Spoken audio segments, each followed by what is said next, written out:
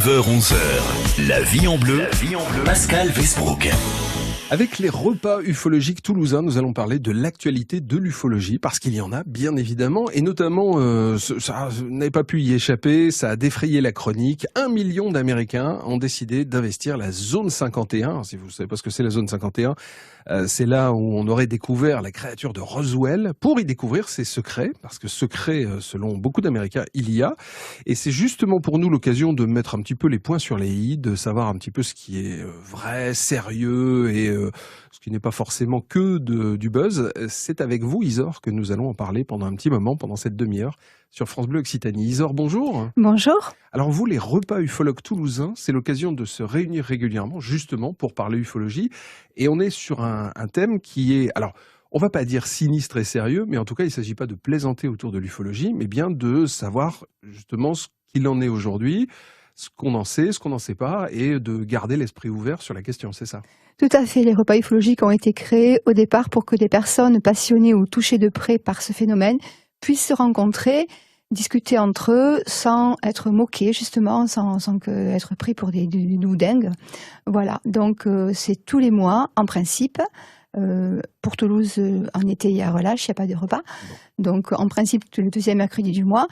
Et on fait venir, alors soit on se rencontre, c'est un repas ouvert, on peut discuter, il n'y a pas de conférencier, soit après le repas, parce que c'est quand même convivial, il y a un repas avant, eh bien, je fais venir un conférencier qui peut être un écrivain, qui peut être un témoin, qui peut être quelqu'un un peu plus militaire. J'ai reçu des militaires, je pense à Jean-Gabriel Grelet, le commandant, qui était dans l'US Air Force, qui a fait ses classes en Amérique, et qui a été témoin par 2 fois justement de ce phénomène, et qui a eu affaire à des documents déclassifiés, et qui a écrit 2 livres. Bon, alors on va en reparler dans un petit instant, et puis alors je parle de la zone 51, ça c'est presque le côté blague de la chose. Je vais le mettre entre guillemets, mais c'est quand même pas la chose la plus sérieuse. C'est pas une blague. Non, j'entends bien, mais la façon dont c'est appréhendé, la façon dont les médias le traitent, et puis surtout, il y a une autre actualité. On est sur les 50 ans des premiers pas de l'homme sur la Lune, et un des astronautes qui a fait partie de l'expédition dit encore aujourd'hui, enfin il le dit plus parce qu'il est décédé malheureusement, mais il l'a dit jusqu'à la fin de ses jours, oui, des extraterrestres, j'y crois, et j'ai des raisons d'y croire. Alors je vais rentrer dans le détail de ce que lui avait vu, de ce que lui avait su, parce que quand même il était un petit peu au cœur de l'affaire, mais disons que ça permettait de prendre ça avec un minimum de sérieux, et c'est ce que je vous propose de faire dans les repas ufologiques toulousains. Parle d'ufologie. Alors l'ufologie, évidemment, c'est l'étude, pour les échanges que vous avez avec des gens qui s'intéressent à l'ufologie. Donc est-ce qu'il y a des extraterrestres qui sont autour de nous, qui sont venus ou qui sont peut-être, vous allez me préciser ça dans un instant. Pourquoi on vous parle de ça? Eh ben, parce que d'abord c'est l'actualité. L'actualité spatiale a repris du poil de la bête. On va retourner partout dans l'espace. Et puis surtout, là, en ce moment, il y a des Américains, près d'1 million, qui ont décidé d'aller investir la zone 51 pour aller découvrir ces secrets. Il y a des secrets à découvrir dans la zone 51, Isor? Alors, personnellement, je n'y suis jamais allée, donc je ne peux pas répondre par la positive ou la négative. Bien peu de gens y sont allés, hein. C'est vrai qu'on en parle beaucoup, mais... Si on en croit Bob Lazar, bien ce monsieur dit y avoir travaillé justement sur des projets, avoir vu des ovnis. Un film a été fait sur lui, zone 51, soucoupe volante. Donc, bon, il y a de la fumée, on va dire. En tout cas, alors, y a-t-il du feu? On ne sait pas. Pour comparer, la version officielle telle que décrite par les militaires aujourd'hui, c'est la zone 51 est une zone militaire, ça c'est un fait de toute façon, tout à fait. Dans laquelle des essais avaient été faits d'engins curieux, des ballons sondes, des choses comme ça, qui auraient été pris par la population de l'époque par des ovnis.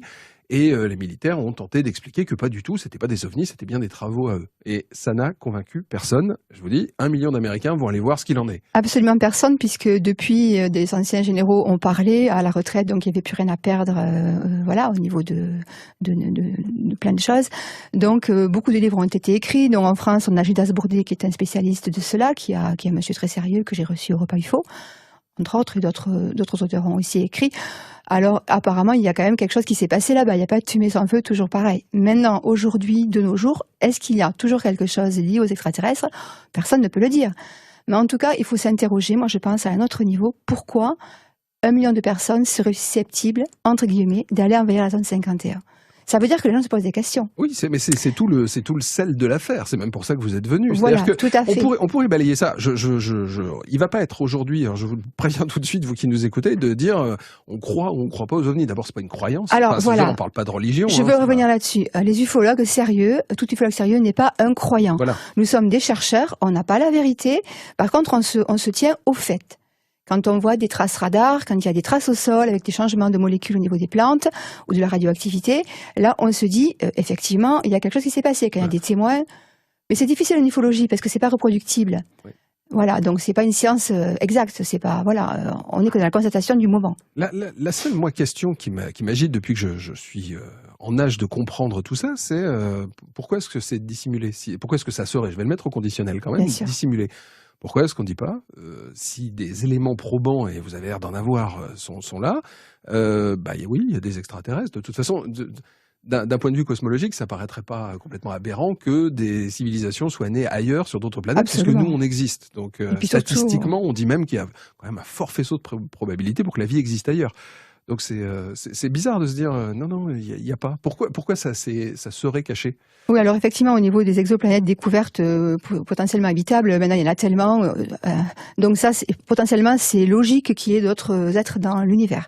Après, pourquoi c'est caché? C'est toujours pareil, il faut se poser des questions. Peut-être aller voir justement du côté des militaires, je ne sais pas, parce que ces engins, tels qu'ils sont décrits par les témoins, ont des capacités que nous n'avons pas, nous, au niveau de l'ingénierie terrestre. En tout cas, dans les années 50, peut-être que maintenant, je ne sais pas, il y a peut-être des bacs programmes et l'armée a peut-être des engins. Toujours pareil, je n'en sais rien du tout. Mais années 50, années 40, à cette époque-là, non. C'était pas possible de décrire des engins qui font des angles droits, qui ont des accélérations, qui écraseraient quelqu'un à l'intérieur. Donc, c'est pas possible. Donc, toujours pareil, il y a eu des faits quand même probants. Donc, peut-être que nos militaires n'ont pas envie de dire, nous, on n'est pas les maîtres de l'espace. Ils sont censés nous protéger et mince, alors, les pilotes qui interceptent pas, mais qui voient des ovnis, qui les voient sur le radar et qui sont accompagnés et que ces fameux engins s'amusent en quelque sorte quand ils sont poursuivis à aller plus vite et quand l'appareil, l'avion ralentit à faire du stationnaire, on dirait qu'ils jouent avec. En fait, ils n'ont pas la capacité de reproduire ce qu'ils font eux. Donc, peut-être que nos militaires se disent, zut, alors, on n'est pas les maîtres de l'espace, c'est un peu embêtant, donc on va pas dire ça à la population parce que ça fait pas sérieux. Alors pour l'histoire, je sais pas, c'est une supposition. Non, mais vous avez raison. Et puis il y a des précédents, c'est-à-dire que il y a un phénomène de science-fiction pure cette fois-ci, qui était la guerre des mondes, qui était au départ un feuilleton radiophonique qui a effrayé la population. Et peut-être qu'on se dit que si on lâchait ça clairement, ça pourrait provoquer des élans de panique qu'on ne maîtriserait pas forcément. Oui, entre guillemets, ça c'était il y a très longtemps. Maintenant, les gens avec Internet, avec Facebook et tout, avec tous les films qui ont été faits, sont tous informés. Ils ont le choix de dire « Ok, c'est possible » ou « Ça ne m'intéresse pas » ou « C'est pas possible ». D'un point de purement scientifique, en fait, il y a des choses à savoir. Pour le coup, j'ai bien étudié la question. On dit aujourd'hui, il y a des théories de scientifiques qui disent, alors c'est compliqué d'imaginer une civilisation extraterrestre qui puisse nous rejoindre, tout simplement parce que avec la technologie que nous on possède, on saurait pas nous aller sur leur planète dans un temps qui soit compatible avec la vie humaine, parce que ça serait trop long, parce que on va pas plus vite que la lumière. Et de toute façon, on part du principe qu'on ne peut pas aller plus vite que la lumière. Or, il se trouve que la NASA a mis au point un système qui permet de pas aller plus vite que la lumière. Alors, ils n'ont pas réussi à le mettre en pratique, mais disons que sur le papier, ça marche, qui permet de courber l'espace, et on parle bien d'une technologie terrienne, un truc qui n'est pas du tout de la science-fiction, et qui, le jour où on arrivera à mettre ça au point, et on ne parle pas de si on y arrivera, mais quand on y arrivera, va permettre, non pas d'aller plus vite que la lumière, mais d'aller d'un point à un autre sans justement avoir besoin de franchir les distances qui nous paraissent impossibles aujourd'hui. Donc, à chaque fois qu'il y a une question qui se pose sur l'impossibilité pour des races extraterrestres de venir nous rejoindre, on dit, oui, mais regardez, s'ils arrivent à faire ce que nous, on est en train de mettre au point, ça marche. Et c'est ça qui fait qu'on peut pas fermer le dossier sur la vie extraterrestre, laisser ça de côté, tout ça, c'est des fantasmes. On ne peut pas le faire. On ne peut pas le faire. Sainement, je veux dire, il s'agit même pas de se dire, moi, je vais m'intéresser à ça, tout ça. On a le droit de continuer à se poser la question. Eh bien, référentiez-vous aux travaux de Jean-Pierre Petit. C'est un scientifique français qui a travaillé avec documents dits venant du peuple Oumo, de la planète Oumo, qui aurait atterri à la Javie dans les années 50, si mes souvenirs sont bons. Et lui, c'est un scientifique quand même reconnu dans le monde entier et qui travaille avec des renseignements qu'il reçoit de ces êtres-là, qui sont de type humanoïde, hein, comme nous, à part qu'ils sont grands et blonds. Oui, bon, c'est comme ça, mais il y a tout type de description d'entités extraterrestres. Donc cette personne, bien, il y a ses travaux qui sont en ligne sur des tas de parutions, et il a quand même sorti des applications concrètes. Et justement par rapport à ça. Donc, et eux, les humains disent effectivement, ils partent de la courbure de l'espace, ils se déplacent comme ça. Bah oui. Ils décrivent tout à fait leur cosmologie, ils décrivent leur façon de se déplacer.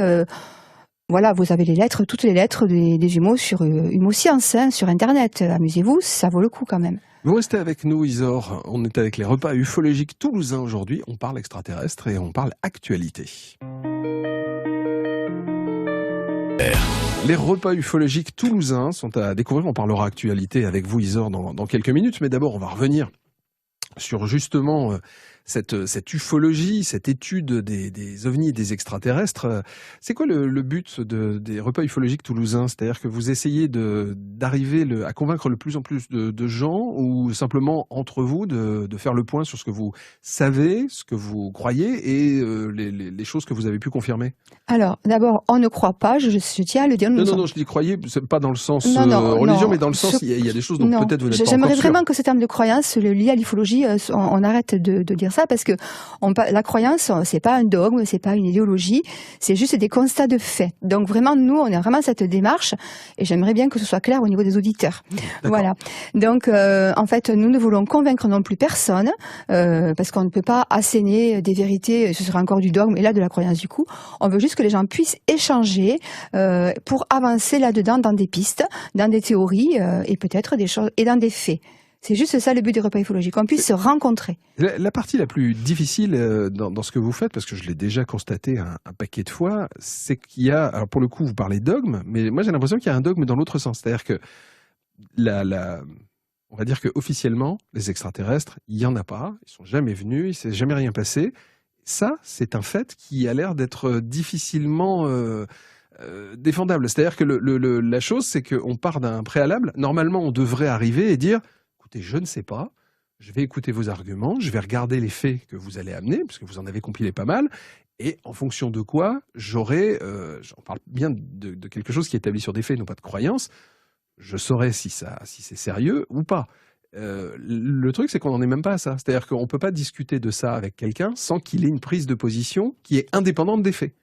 Alors, ça dépend des personnes. De nos jours, il y a quand même beaucoup plus de gens qui sont ouverts mentalement à accepter l'hypothèse extraterrestre.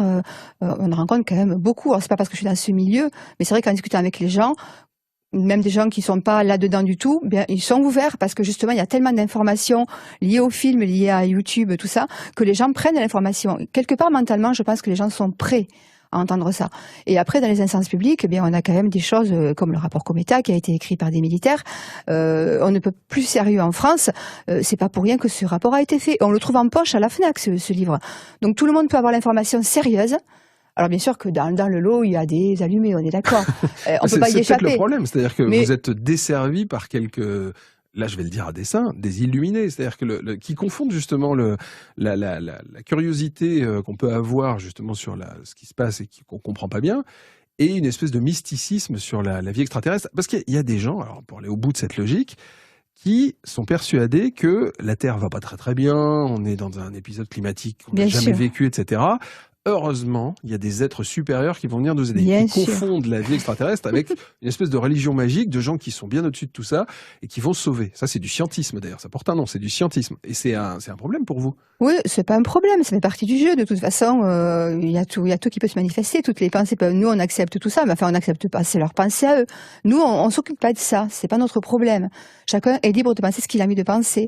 Par contre, les gens qui sont dans une réelle recherche, il y a tout ce qu'il faut pour qu'ils puissent être documentés sérieusement sur le sujet. Alors, juste une question bébête, mais si extraterrestres il y a et qu'ils sont sur Terre, qu'ils y sont passés, qu'ils y reviennent, pourquoi est-ce qu'il n'y a pas une manifestation claire, nette Aujourd'hui, c'est plutôt facile avec la provision de médias de dire moi je vais à BFM TV et puis on va résoudre le problème d'un coup et je vais me montrer et ça sera fait quoi. Parce que ce serait violer quelque part notre libre arbitre.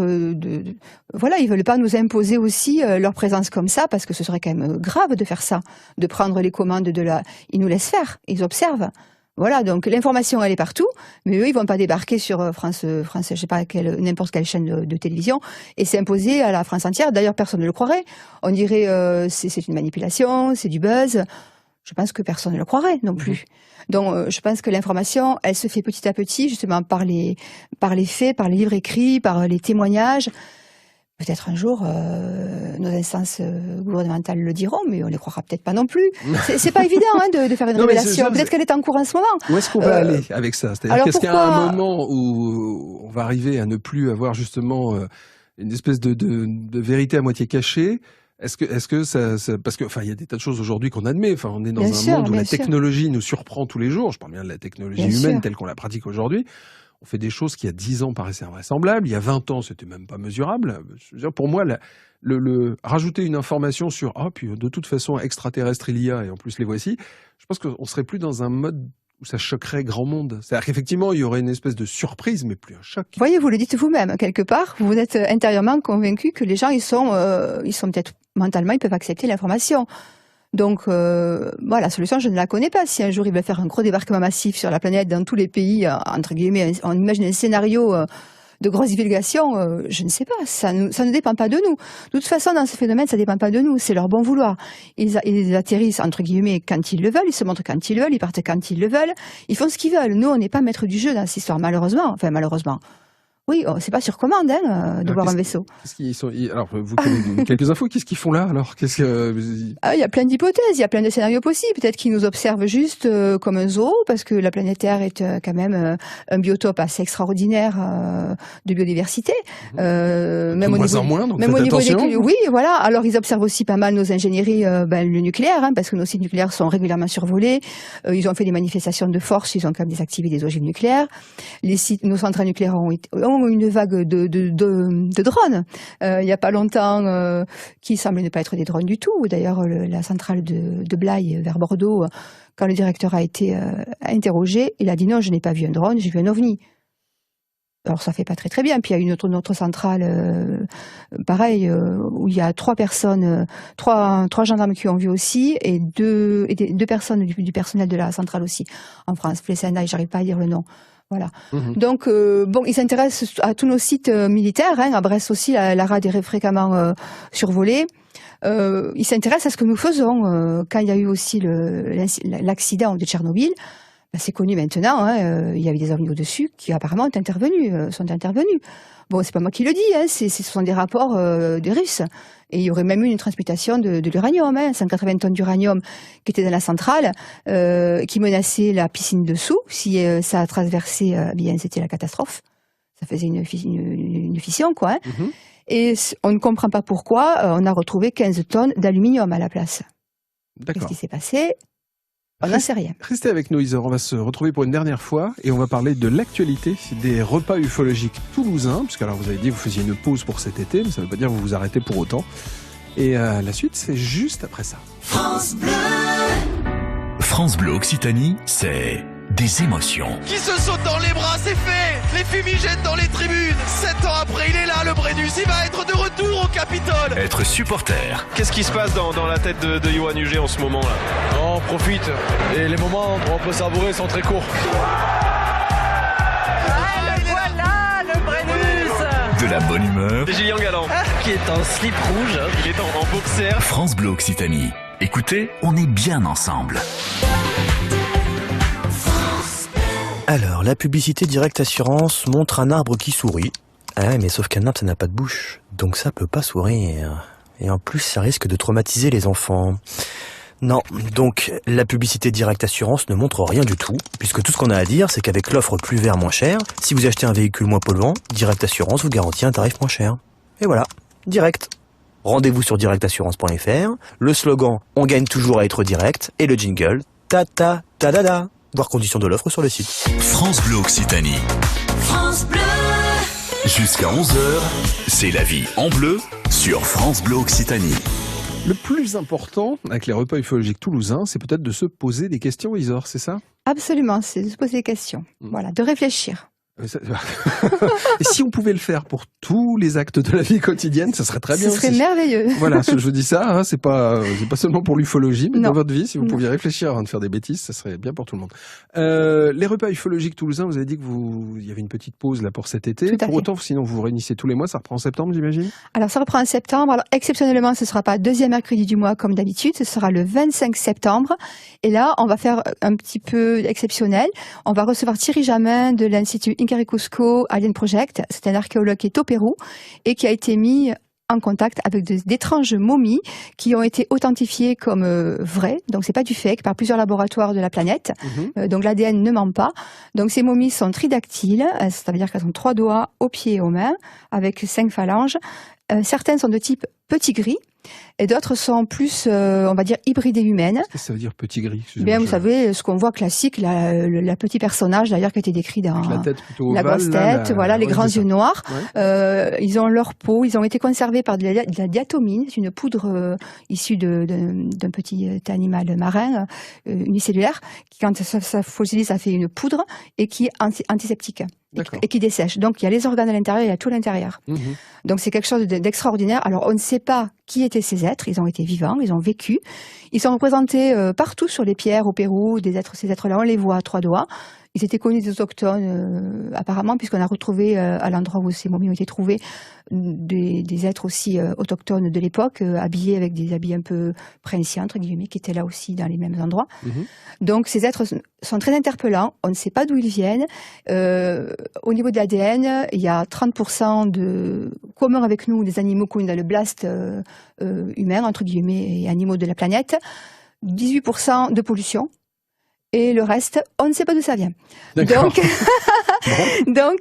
j'invite vos auditeurs à aller regarder un petit peu Alien Project. Alors Thierry Jamin a été très très critiqué au départ.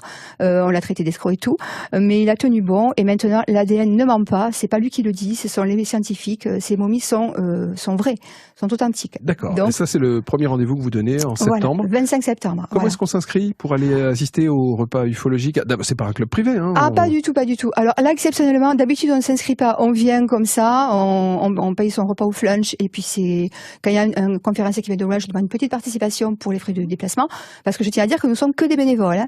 On n'a pas un centime dessus. Souvent, on est de notre poche, mais c'est pas grave. C'est une passion. C'est bien de le préciser. Il ne s'agit pas d'en faire un commerce. Non, c'est pas un commerce. Il n'y a pas derrière, se cache pas.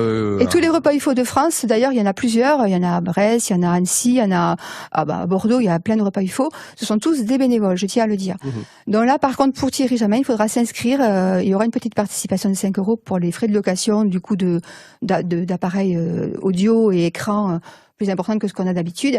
Donc ce sera tout sur le site des repas ufologiques, les repas ufologiques.fr ou repas-ufologique.org, repas-ufologique-toulouse.org. Sinon vous tapez repas ufologique. Voilà, sur vous Google, trouverez l'info. Ça va tomber tout seul. Ou les pages Facebook aussi, il y aura tout en ligne bientôt. Voilà. Très bien. On va en rester là pour aujourd'hui. Merci beaucoup de m'avoir accueilli. C'est très gentil, François. Non, mais ça nous a fait plaisir. Et puis c'est important. Continuez à vous poser des questions. C'est peut-être la chose la plus intéressante à faire aujourd'hui dans la vie quotidienne pour savoir si vous avez le droit justement d'être... je vais pas dire sceptique, c'est pas le terme, mais en tout cas Ils ont le droit d'être sceptiques, hein. Oui. Absolument. Non, mais c'est pas un mot qui est très bien connoté en ce moment. Mais en tout cas, n'hésitez pas à prendre contact avec les repas ufologiques toulousains si vous êtes intéressés. Isor, merci. Merci à vous. Bonne journée.